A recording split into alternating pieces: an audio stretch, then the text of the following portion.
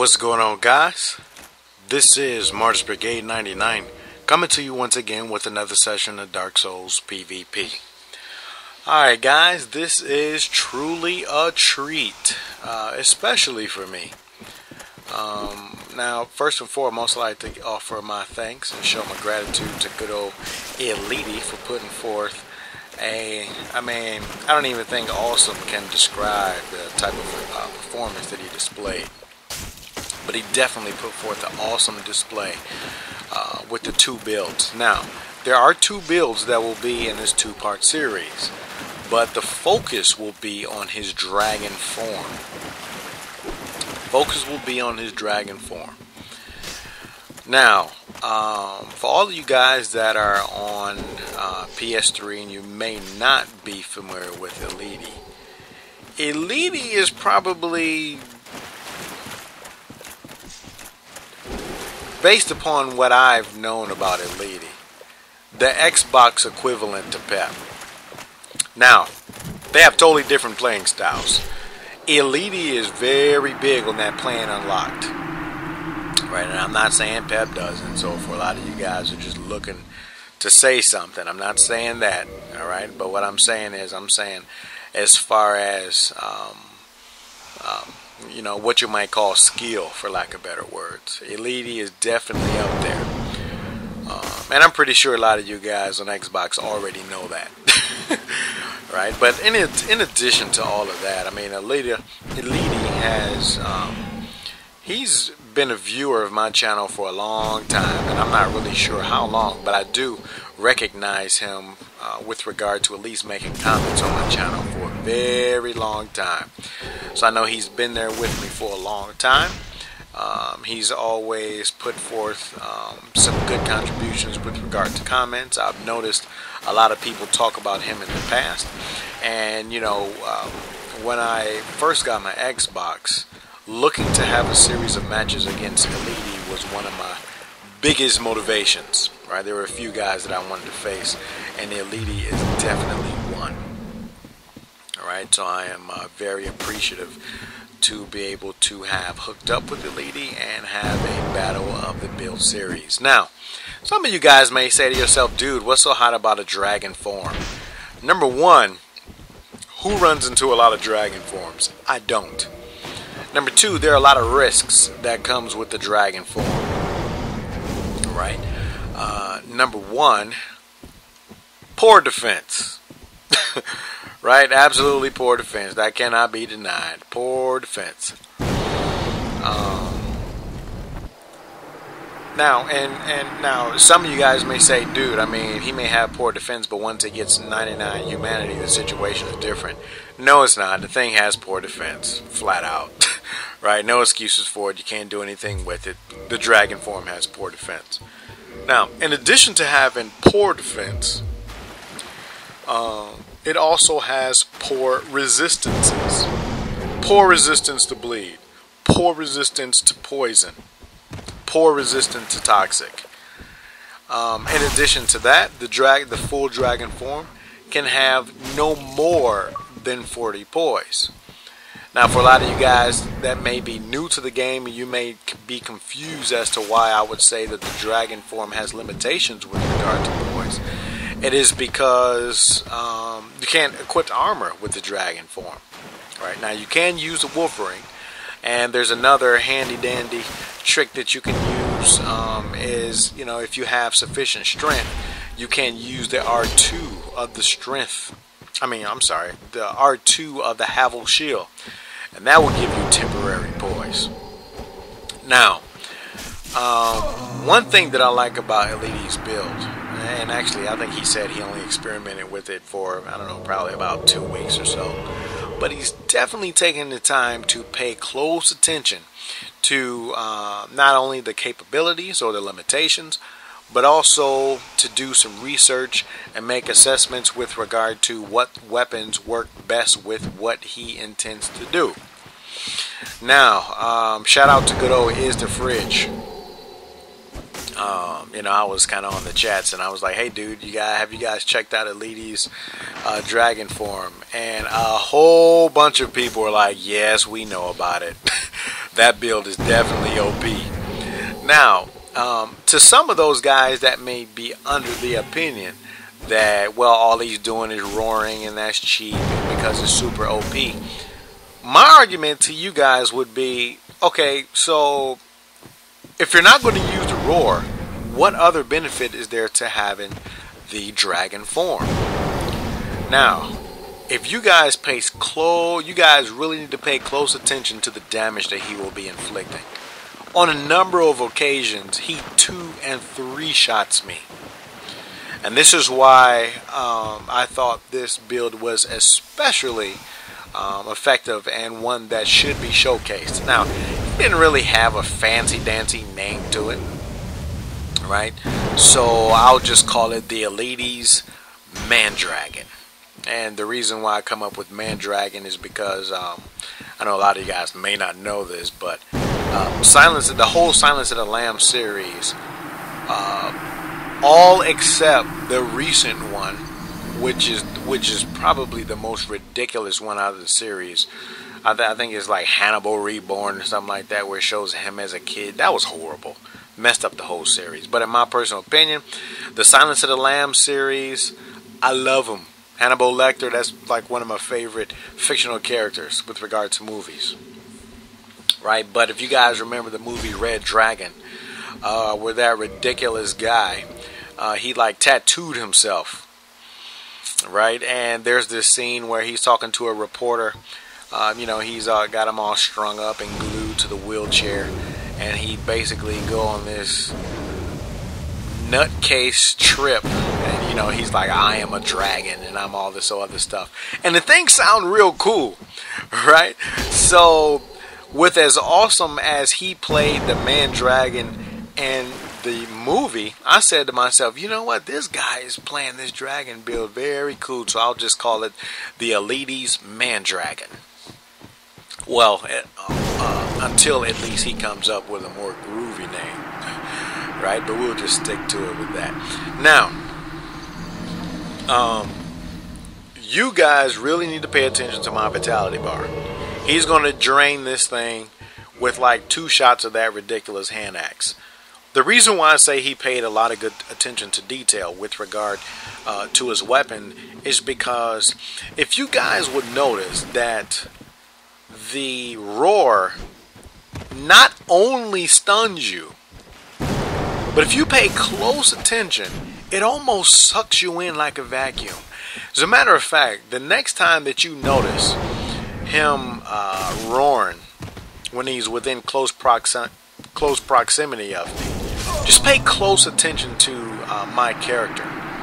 Right now, I'm not saying he sucks me all the way in, but I definitely get sucked in.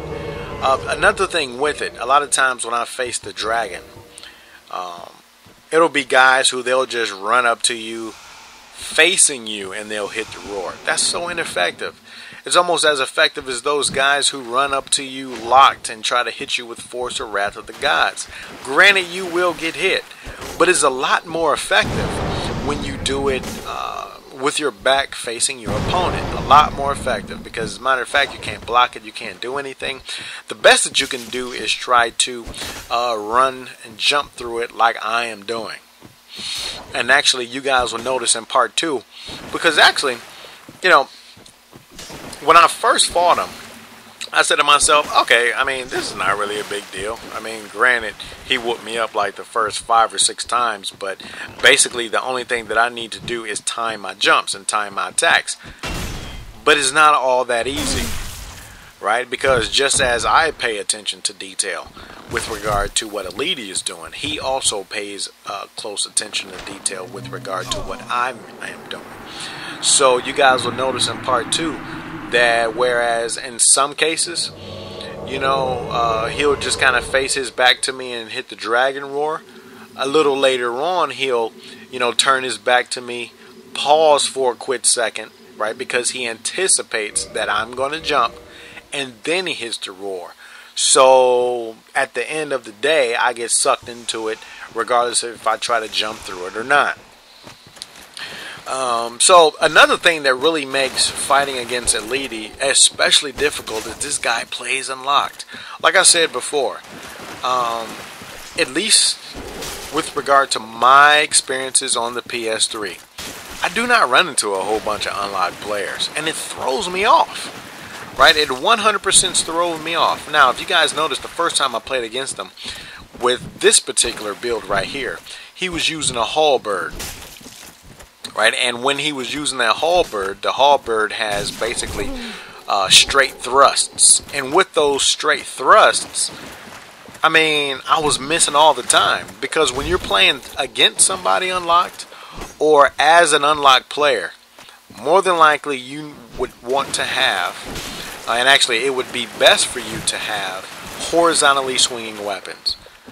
So playing against a unlocked player and you're trying to hit them with a, I don't know, a halberd or something, you're asking for a beatdown, because all they're going to do is circle you, run up to you, and smack you up a few times. And actually, he's using this whole combination pretty good, right? I think he's got like a broadsword in his right hand and a falchion in his left, and in addition to that, he was using a dagger. And I've never seen that combination before, and actually he hit me with a few good combinations that I think is going to cause for me to experiment with myself. Like I said before, I've only been on Xbox for probably, what is today, the 4th? Probably about, let me see, I got it on the 26th, a little more than a week, right? And I have definitely run into a lot more unlocked play styles than what I have ever done on the PS3. And because of that, I think that will definitely help me to improve my game. And that's, you know, one of the good things about having two consoles. You know, not only, you know, because it's not just, you know, the fact that, you know, I'm on PS3 and then I'll be on, you know, on Xbox. But the thing is, with me being an uploader and trying to make the contributions that I have made and will continue to make to the community, you guys will get not only contributions from some of the PS3 players, but also you guys will get some showcases and ideas from the vast majority of, the vast experience and the vast, you know, Dark Souls fans that also exist on Xbox. Now, some people are under the impression that because Demon Souls was a PS3 exclusive, and, you know, since most people, actually most is kind of a strong statement, since many people who now play Dark Souls on PS3 were Demon Souls vets, that therefore they are somehow inherently better. It's not necessarily true. Because in other words, just because you may have had prior experience doesn't make you better. I think this is a perfect example. Good old Eliitti didn't even have Demon Souls. Based upon our conversations with each other, because actually we were chatting during this series of matches, and you know, that's kind of another one of the benefits to being on the high-speed Xbox. You can at least chat, and you know, we're just kind of talking through some things, and I'm like, dude, I mean, did you have Demon Souls? And he's like, no. So basically, this is his first exposure to this type of game in the form that Dark Souls has presented itself. And, you know, a lot of people, to the extent that you're not familiar with Eliitti, a lot of people will attest to the fact that he's a high-speed player. So, like I said before, in addition to him being a supporter of the channel for a long time, in addition to all of that, I mean, I was just very glad to have a series of matchups against Eliitti, mainly due to his skill and knowledge with regard to the game. Alright? Definitely thankful for it. Now, the best that I could do against this guy was to bring out my high-speed Leo ring. And you guys notice I'm kind of switching off between... Now watch this. Watch this damage. Doing. You guys notice that? Now, granted, I got out of that hit, but when we were chatting, he told me, he's like, dude, I hit you for like just under, I can't remember if he said just under or at 1,000 damage. 1,000 damage. And if you guys will notice, that when his back is facing me, in a lot of cases, he sucks me in, which makes it all the more easy for him to connect with a lot of those hits. Now, granted, you know, sometimes I can get out of it, but in other cases, I cannot get out of it. And when I can't, that's when I get punished. Now, for a lot of you guys, you're going to say to yourself, oh, I mean, that looks, you guys notice that? I got sucked into it, and luckily that Black Knight Great Axe either is too slow, or maybe I was just a little too fast on the retreat that he didn't connect. Because, granted, the Black Knight Great Axe does hit hard, but you guys have to remember that you get bonuses with the Dragon Roar.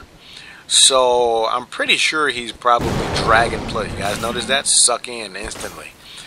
I'm pretty sure he's Dragon +3. And,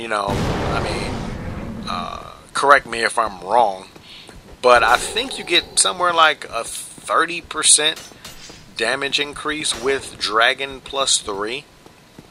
Right? So in other words, you get an additional 30%. Now, just think about if he had a Hornet Ring. Or think about if he had a buff weapon.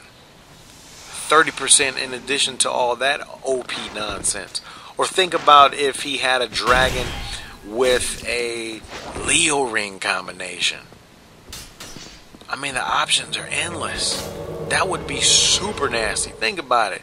You get sucked in with a Dragon Roar, and then all of a sudden he's hitting you with a two-handed dagger thrust or Balder side sword R2. That would be absolutely deadly with a Leo Ring. Alright, so he is off into Red Tearstone mode, and you guys notice he's hitting me with the unlock right now, and I'm kind of lost. Can't really do anything. And like I said before, after facing him and a number of other guys, okay, that was a nice dead angle attack. It's really motivating me lately to do a lot of unlock practice. Now, that definitely will cause for you to do a lot of trial and error. But so what, guys? That's how you'll eventually get better. Trial and error, right? Sometimes you'll succeed. Many times you'll fail. But if you stick in there in a lot of cases, you'll find out, the little tweaks you need to make, and hopefully create something good. Like good old Eliitti's Man-Dragon. You guys notice that? Now, I asked him, I'm like, dude, how much is that 2-hit combination? And he told me, he's like, dude, I can hit you with a 2-hit combination for like 600 damage in some cases, and that's just with the hand axe, a one-hand hand axe, right? That's not even talking about the Quelaag Fury sword, because you guys notice that? You guys see that damage after that roar? Ugh. Well, alright guys, this is the end of part 1. I hope you guys enjoyed it so far. In part 2, we'll talk a little bit more about Eliitti's build, in addition to my build, which is not really anything special, in addition to any other random topics that I can come up with. Alright guys, until next time, Martyrs Brigade is